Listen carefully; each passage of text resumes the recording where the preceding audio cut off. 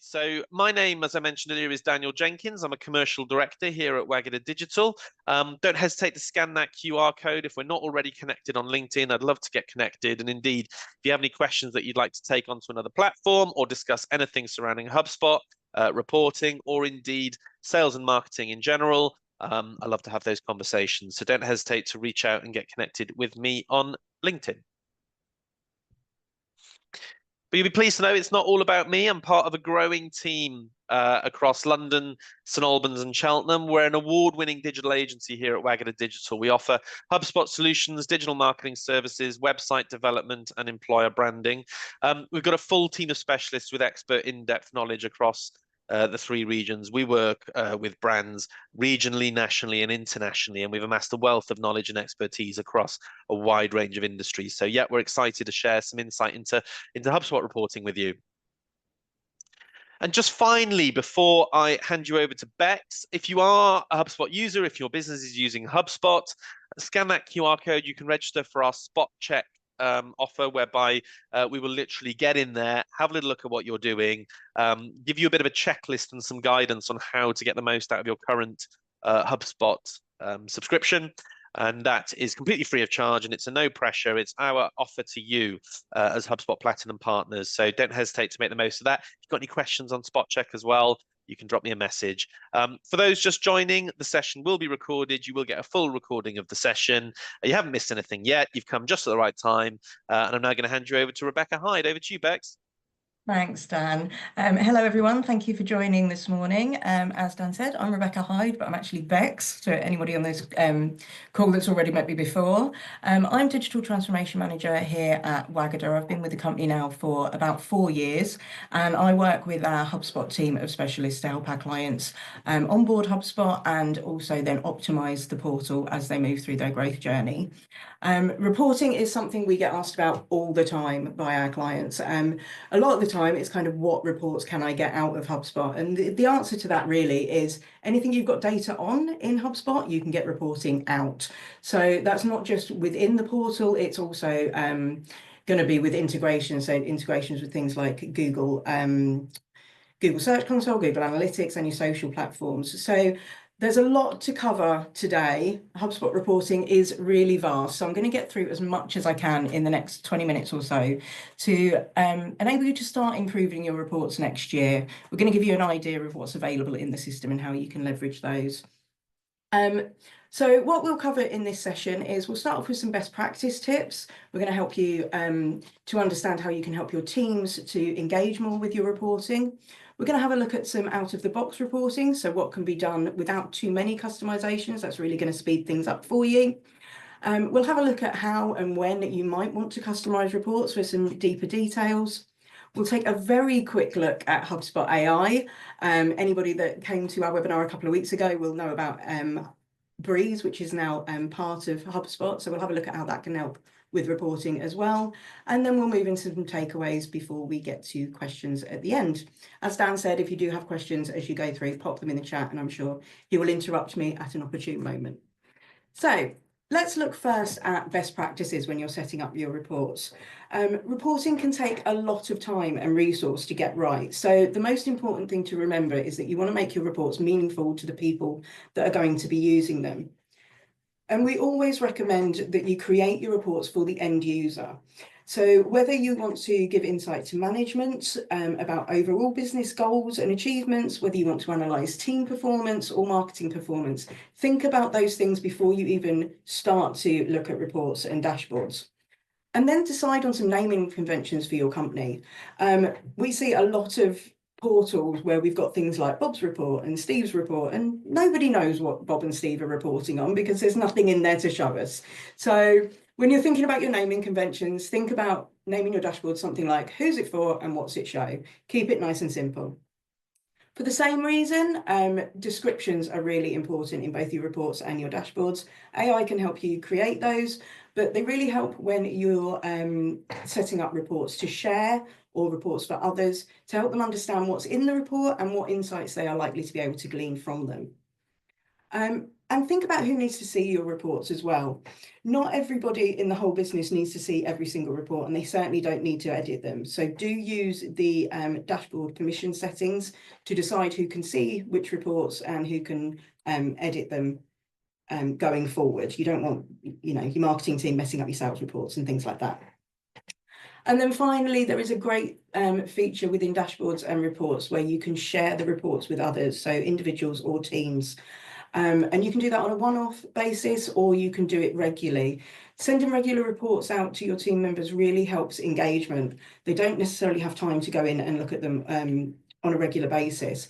We find that this really helps with sales teams, for example. So if you're wanting to make your sales teams accountable for their metrics and their figures, share your report dashboards with them. It gives them time to digest it before you talk to them about it. And as I say, it makes them a bit more accountable for everything.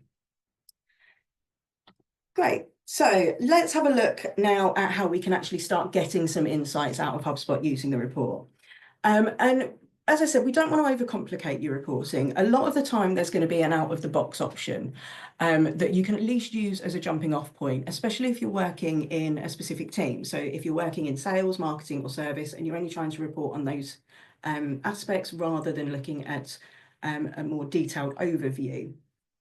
And not all reporting in HubSpot is actually within the reporting and dashboards area. So you will find performance reporting is available on a lot of the tools that you use. Particularly if you're working with marketing or the content tools, you'll find that there's performance reporting baked right into those tools, and we'll have a look at those in a second. But then we have got a reporting library as well. So this is a library of pre-built reports, and it's available on all subscriptions. So great place to start, even if you're only on a starter subscription, great place to start with looking at creating some reports.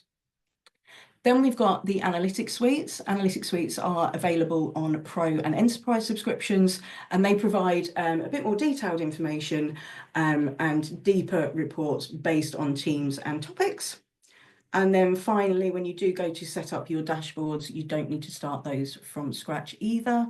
So HubSpot has created a series, I think it's about 22 dashboards, which are automatically pulling in reports that answer the most common questions. So let's dive in and have a look at what this looks like in the platform. So you'll all be aware that you can access your tools here on the left-hand side of HubSpot. And as I say, pre-built performance reporting is built in to the marketing section, so blogs, emails, forms, that sort of thing. Contact section with your landing pages. And there's also some around automation. So there's performance reporting in surveys and workflows as well. So do have a look at these before you go and try and set up reports. You might just find what you're looking for in here. We're going to have a look at emails first. So if we pop into the email section and check on this email that we want to have a look at some reporting for, and you'll see right here within the tool, we've got all of the information you might need just when you're analysing one email. So you've got your open rates, your click-through rates, reply rates, revenue attribution, if your email is contributing to revenue. One of the things I really love about these reports are these little click maps down the bottom. So you can look at which CTAs are working well for you. And from here as well, you can look at kind of your sources and your page conversions. But the thing I really love is this compare email feature. So this gives you, if you're working in marketing, the opportunity to look at the same metrics for emails side by side. And this is great for looking at how your emails are being optimized over time for testing, A/B testing certain things.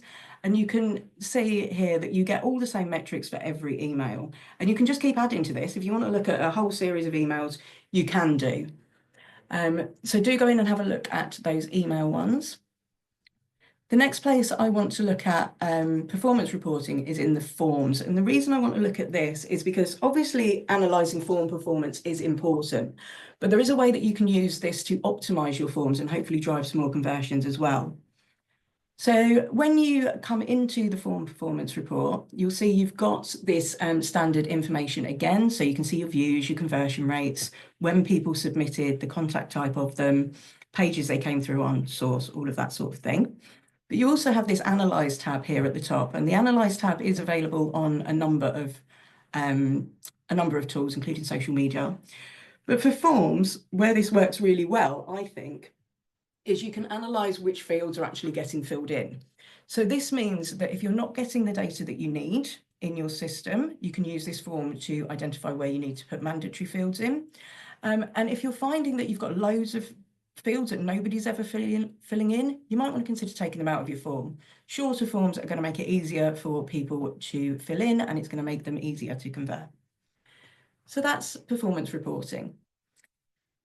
Let's jump in now and actually have a look in the reporting area and go and create some reports from the template library. So when you come in and create reports, you'll see you've got these report builders at the top. We'll have a look at those a bit later on.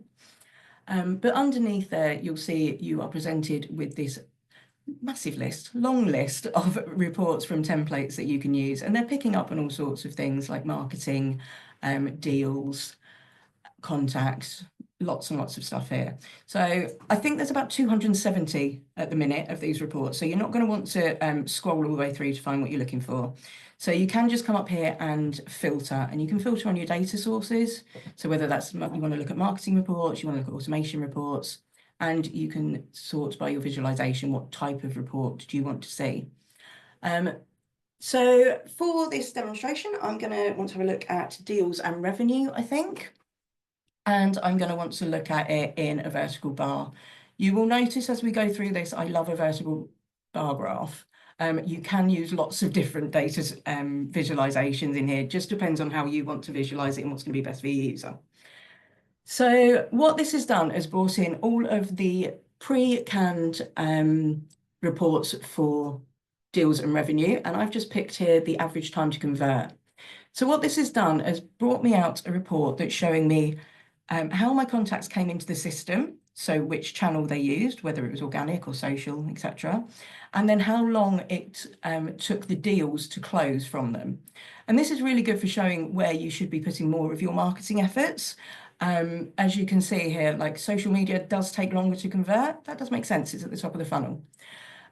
If you want to, you can filter these reports as well. So everything on the right-hand side is going to let you customize this. We can compare it to the year before. We can use the customize button. But when you're happy with this and you think this is showing what you need to show, you can just go ahead and save it. And this is where you're going to be adding it to your dashboards or your reporting library. So use your best practices to give it a report name and a description and to decide who is going to be viewing it. And then you can just go ahead and save that standard report. That's now ready for you to use on any dashboard that you want to use it on. So do have a look at those, depending on what you're trying to get from your reporting, have a look at those canned reports. But if you're on a pro or an enterprise subscription, you're also going to get access to these analytics suites. And as I mentioned, what these do is they enhance the reporting that you're getting from the canned reports and look at lots of different things based on what you might want to see. So, for example, in marketing, you might want to look at channel performance. You might want to look at your web analytics. You might want to have a look into your contacts and how they're moving through your funnels.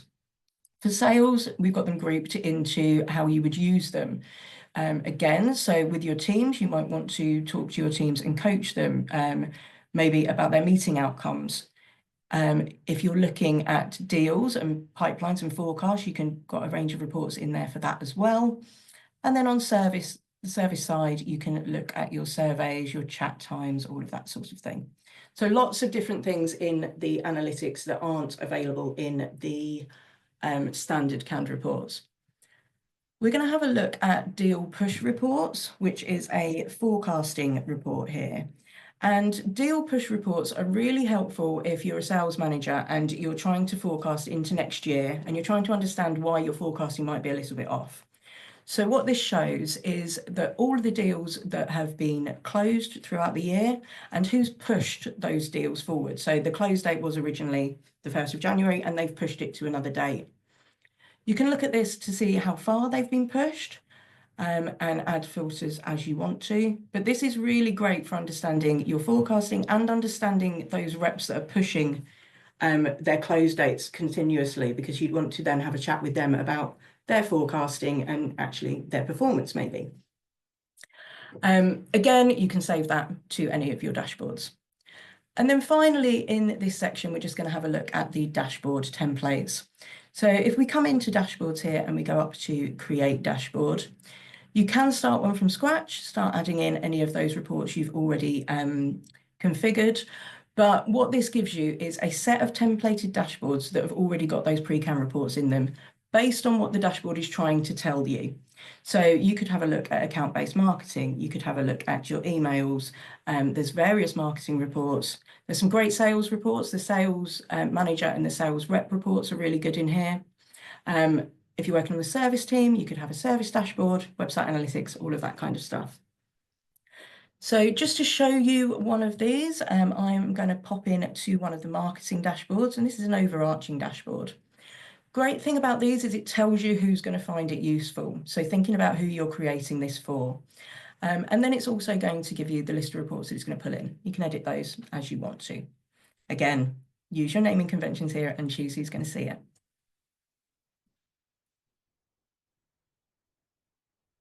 Just give it a minute to open up.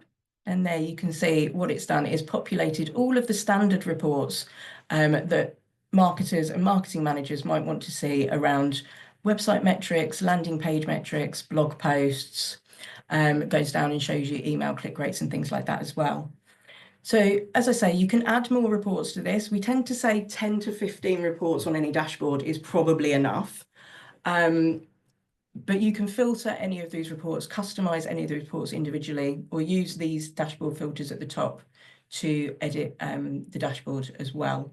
So with these, I would say if you're working in within a team and you want to give some information to the rest of your team, these are great overview dashboards to start using. Bex, just very quickly, sorry, I've had a question come through privately about the accuracy of this data in comparison to, say, GA4. Do you want to just touch on that? And I guess the difference in the data and the metrics between this and other reporting platforms or GA4?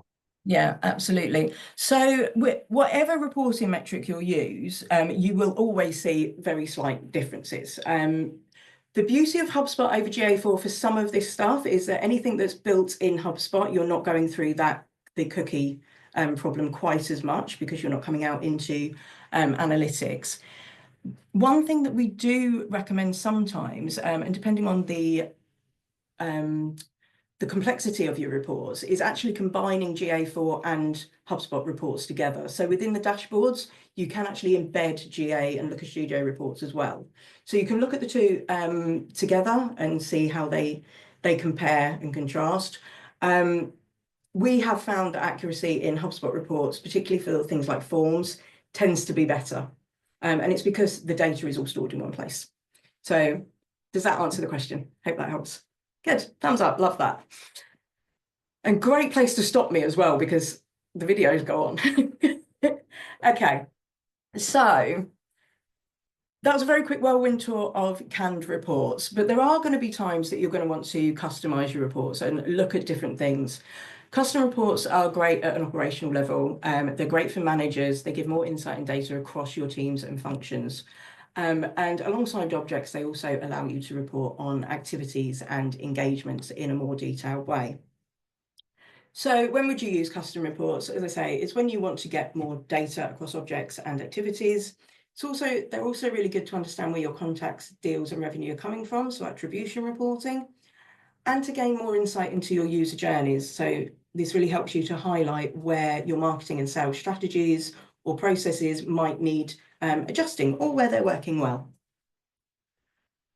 Okay, so let's pop back into the platform again, and we're on the report builder page here. And we're going to have a look at some of these reports up here. One thing I want to mention is that customer journey reports and funnels in the way they work are very, very similar. In that they show multiple touch points and steps within a customer journey. Customer journey reports are only available in Enterprise at the moment. So for the purpose of this, we're going to have a look at a funnel report. But if you do have an Enterprise subscription and have access to customer journey reports, do go and have a look at them. If you need any help, shout either me or Dan, and we can help you out with those. But let's have a look in a funnel report. So funnels reports help you to show drop-offs at each stage of a journey. So it's great for understanding which parts of, for example, your sales cycle may need more work. And you can run funnel reports on contacts, deals, companies, or leads. And this will show you how they move through either your life cycle stages or your pipelines, for example. There is a sample report option, as it's HubSpot, and they build things in. But we're going to have a look at a deal report now. So what I want to do with this report is actually look at our new business pipeline and try to understand where in the process people are dropping out and where we might be able to change things. So to build these reports, you're going to want to have a look at the steps that you want to include and just add those over here on the left-hand side into your step timeline. For the purposes of this, we're only going to look down as far as closed one, I think. Pull those in there. And then we're going to change our date range because I want to look at the whole year as we're moving into 2025. And now's a great chance to start looking at what we might want to work on for next year. I'll pop that in there and we'll run the report. And as you can see, this very quickly pulls you out a report that shows the funnel of your pipeline in a bar chart, because I love that.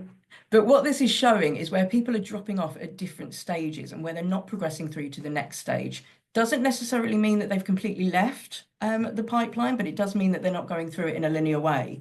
That might suggest that you might want to change your required fields as you move through. But what I would look at here is between proposal sent and potential leads within 3 months. We've got a drop off there. Is there a question around the activities that our sales team are doing after the proposal's gone out? Is it quick enough?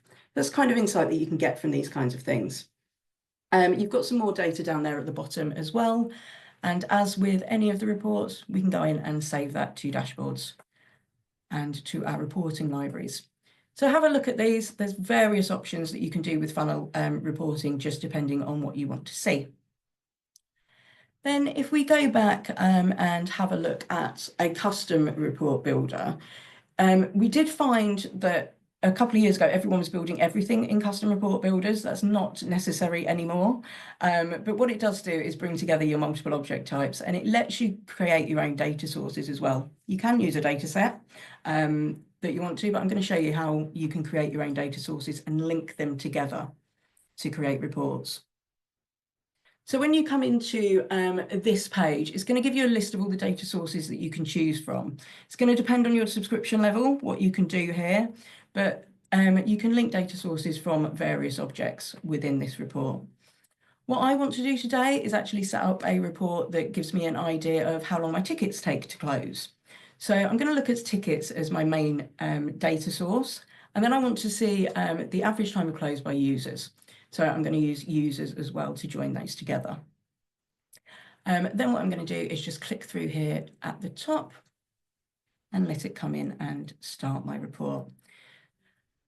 So custom reports, you get a lot more filtering options than with some of the standard reports. And they do take a little time to get used to and to understand where you want to go with them. There's a lot more visualization options up here. So depending on how you want to see your data will depend on how you get it out. You know, we're going back to a bar graph. It's becoming a theme. And the first thing that I'm going to want to do here is set my my date filters. So we do that in this by adding a property, and the property is the create date of the ticket. And I want to look and analyze the last 90 days. So we can just pop in here and analyze that by last 90 days. And this is great for having conversations with your team in your quarterly meetings, for example, if you set that to 90 days. Then what we want to do is have a look at building the report. So we want to set the x-axis and look at the time to close the tickets. And on the y-axis, I want to look at my owners. So we're going to set that as ticket owners. And you'll see that this will immediately bring in some information there on total amounts of time to close. But I don't want to actually look at the total amount. I want to see it as an average. So when you pull in any of these properties, you can also edit them and look, it's almost filtering within the fields. So here I'm going to set my time to close as an average so that that's the data that gets aggregated into here. And there we go. So we can see that on average, it takes James 9.8 days to close a ticket, Marius 7.1 days to close a ticket. And this data is all unsummarized down the bottom. But if you click into one of these links, you can find a little bit more information on it as well. So again, you've got your top level data at the top, that gives you your averages, but what this gives you is the detail to talk to your teams about what's going on. So here we can see that, yes, Marius's average is 7.1 days, but we've got no value in these other ones. So that would suggest to me that these tickets aren't closed yet and that we need to think about those a bit more. So when we want to add some more data into those reports, what we want to do is add them down here in the field section, and I'm going to have a look at ticket status. I'm just going to pop ticket status in there.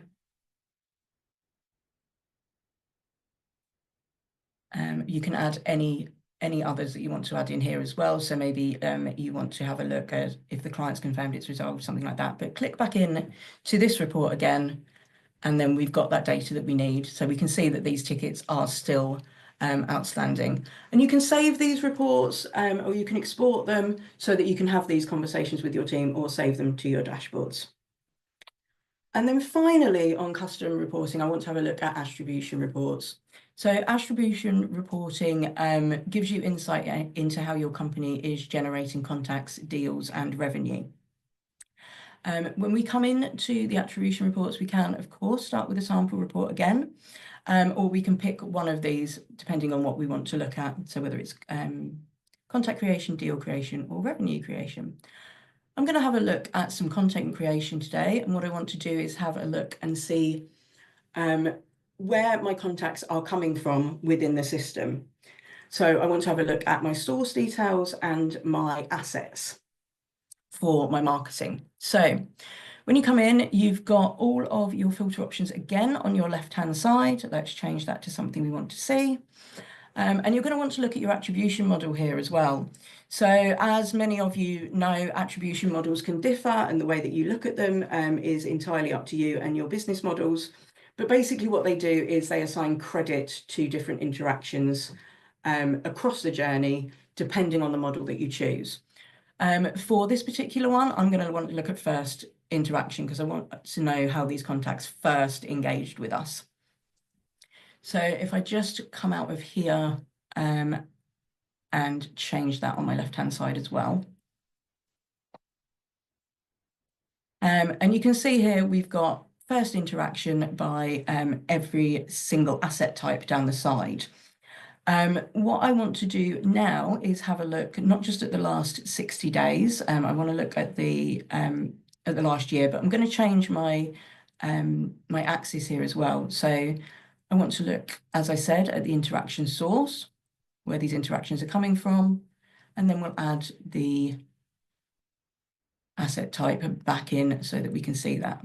So now we can see that the interaction source is down one side, and we've then got it filtered into the asset type. So whether it's coming from a blog post or integrations.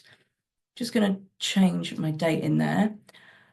And then I don't want to see all of the information on integrations and things. So I'm going to come in here and just pick my marketing asset types.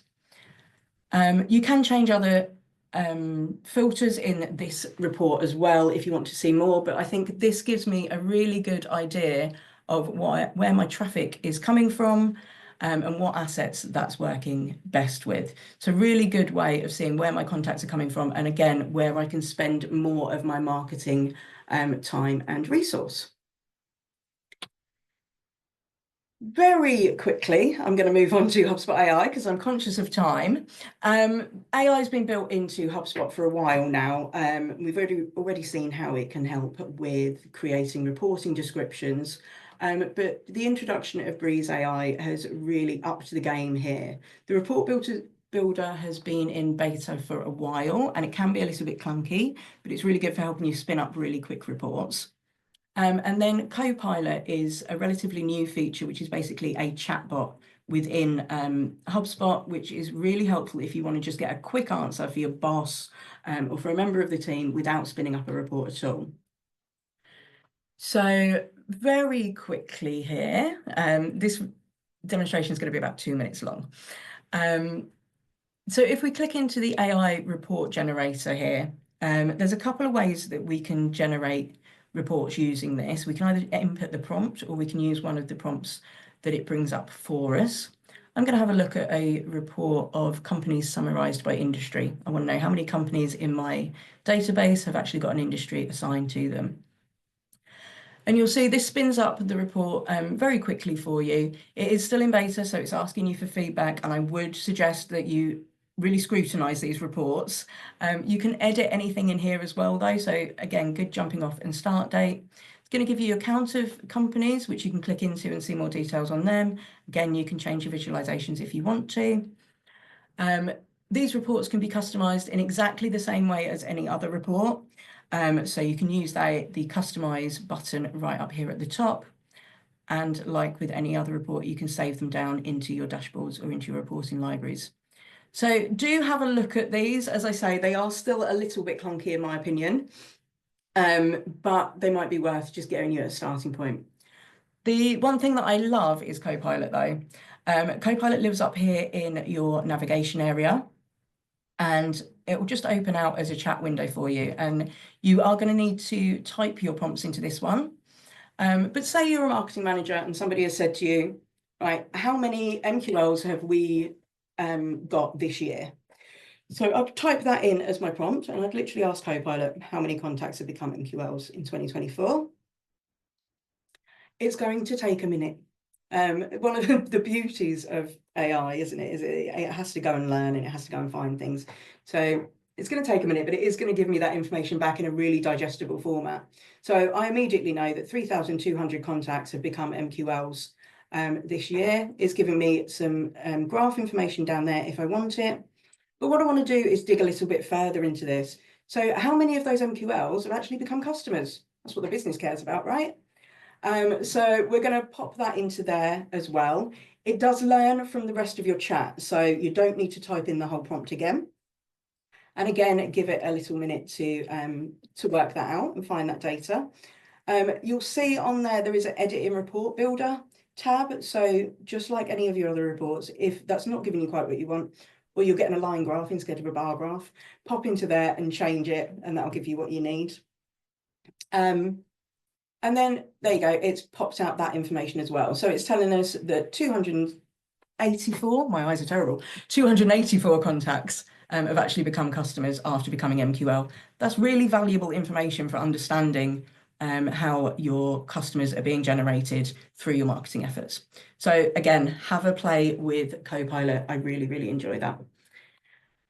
And finally, I'm aware that I've run a little bit over time here, but just some very quick takeaways for you today. I hope you found that useful. HubSpot's reporting is massive, as I say. But just remember, you can report on almost any data that's stored in your portal. And data accuracy is key. If your data is correct, your reporting is going to be better.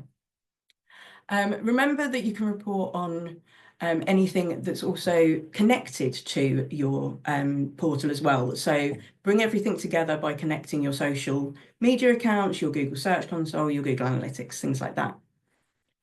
Decide on what reports you need and the ones you will actually use before you start spinning them up, and then set up your dashboards accordingly. Leverage default reports wherever you can. That's going to save you a ton of time, and you're not going to spend hours setting up laborious reports.